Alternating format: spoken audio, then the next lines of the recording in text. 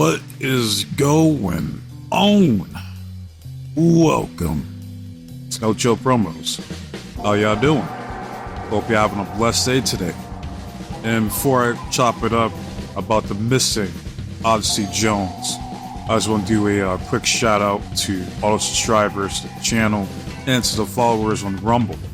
Now at 33 subs, I believe. I'm not a fan of that number, but I do appreciate each and every one of you that subbed. I also made a post in the community tab. One commentator has to go, and that's between Booker T and Michael. And right now, Booker T's getting his ass whooped. That shit's not even close. I'm like, ah, damn. This shit's sad, man. To me, you already know how I feel. So sorry, Book. You know, the people, they want your ass gone, buddy. I know to tell you. So, that's enough about that. Let's get into the video at hand. That's talking about Odyssey Jones. I've been seeing all the news and videos talking about the White Six. Like, on one hand, I'm seeing one side talking about, like, oh man, like, this is gonna be awesome. Like, we got Bo Dallas, we got Nikki Cross, we got Joe Gacy, we got Dexter Lewis back, we got Eric Rowan. Oh, this is gonna be epic, dude. Then on the other side, it's like all I see is a group of jobbers. Like, you got fucking Bo Dallas as your leader. You expect me to believe in this group? You see what I did there? and we're supposed to believe that Triple H is gonna know how to book this group without Bray Wyatt. The Wyatt Six without Bray Wyatt. Come on now. What are we doing? Alright, it's just gonna flop. People are gonna stop caring within 4 to 5 weeks. If that, it depends on how atrocious the booking is. But then I thought to myself, for months now, there's been 2 guys in particular that have been missing from the main roster. Right? First being Dexter Loomis, second being Odyssey Jones. Now they finally decide that they have plans, they got creative for Dexter Loomis. And about fucking time. I've always liked Dexter Loomis, even back when he was Samuel Shaw back in TNA. Like, I like the fact that he has a unique presentation. And how the fuck you fumble Dexter? His gimmick is literally Dexter, which is a great show if you haven't fucking seen it. Like, how do you fuck that up, man?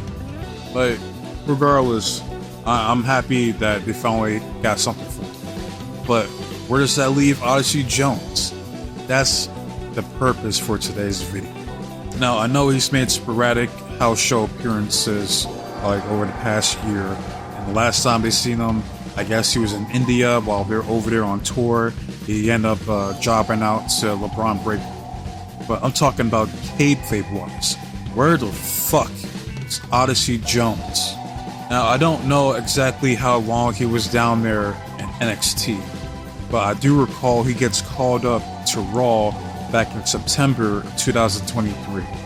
And after he got called up, we never seen him since.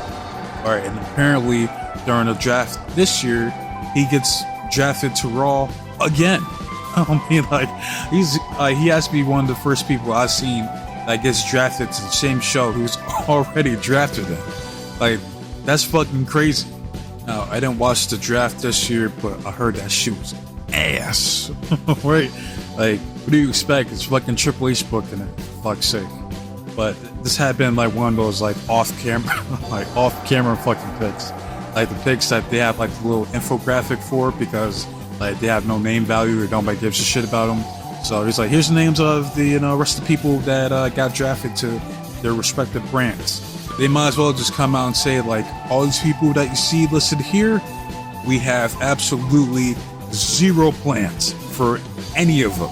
Like, we forgot that they're like half of them were so even employed. So we just did like a random shuffle, and there you go. So that's the draft for 2024. And then I think about the people who got released this year. They released Jinder Mahal, a Maharaja, a former WWE champion. They released my nigga Veer Mahan. Bro was cooked before he even got started. Then there's Cameron Grimes, a man that had potential in the mid-card. He could have been an Intercontinental Champion or a United States Champion, but gets his ass released. Then there's Von Wagner, whom they spent a good amount of time trying to build up, especially when he was managed by Mr. Robert Stone, aka Robbie E. You know, if you know, you know. But he gets his ass released, and the one that pisses me off the most is Xia Li, the WWE's first Chinese wrestler ever in the company's history. And she doesn't get booked any longer than 2 weeks at a time.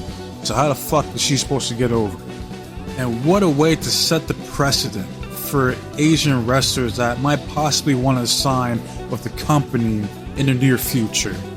All these people who get released, some of which were actually being used, but they get fired, drop kicked to the curb. Best of luck in your future endeavors for someone who they don't even use, an Odyssey Jones. How the fuck is he still here? Like, if you're not gonna use a guy, then fucking fire him.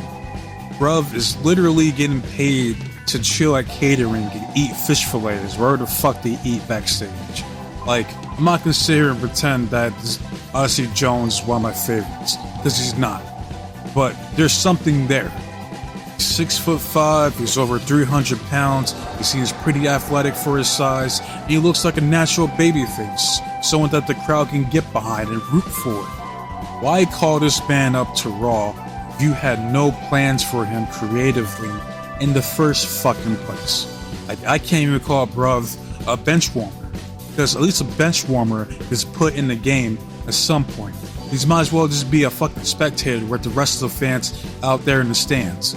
I don't know, maybe someone needs to send a distress signal to Batman, maybe hire Sherlock Holmes to investigate and find out what the fuck is going on with Odyssey Jones. Where is this man at? Alright, why are they not using him? It's an unsolved mystery and people need answers. If you're not going to use him on Raw, then put his ass back down in NXT. If you're not going to use him in NXT, then fucking release him. Send him to fucking TNA, MLW, somewhere. Do something with the guy, man. Well, that's pretty much all I gotta say about this shit. Like, maybe we'll get a rare Odyssey Jones, Osmosis Jones, whatever you want to call him, sighting at some point this year. Hell, they could even put him in this year's Royal Rumble as one of the entrants. Triple H probably seen him, and seen this big ass black dude in the backstage area, and was like, "Is that you, Keith Lee?" Ugh. Odyssey Jones turns around and he's like, "No." Triple H is like, "Oh, I thought you were Bearcat Keith Lee, my black son. All you people look the same, carry on, sorry." Triple H walks away and Odyssey Jones is looking at him like, "This nigga right here, ain't no fucking way." I can picture some shit like that happening back there. Now I want to hear from you guys. How do you guys feel about Odyssey Jones? Do you want to see him on Raw, at least get an opportunity to try to get over? Or are you like, you don't know what or who Odyssey Jones even is? So you let me know in the comment section. Love it, hate it, comment, subscribe to the channel. It's all the same to me. I want to see the engagement and the feedback from the viewers, the people who watch this shit. Alright, even if you watch it for a second, 2 minutes, 5 minutes, 10 minutes, it don't matter. I want to hear from you. Watch the video or any of my videos in its entirety, I thank you from the bottom of my heart. I can't thank you enough. I appreciate it. I really do. And as far as my next video, I got that Ash. No, let me do it right. Ash by Elegance. That's coming out later tonight, so look forward to that. Then I'm gonna do the DPW, GCW, and Marigold reviews as well. So I'm trying to knock that out over the weekend. I wasted enough of you guys this time. Be safe, be blessed, take care of yourself. I'm out this bitch. Till next time, adios.